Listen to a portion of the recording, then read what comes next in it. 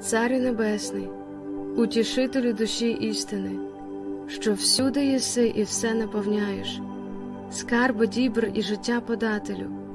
прийди і вселися в нас, і очисти нас від усякої скверни, і спаси, благий, душі наші. Царю Небесний,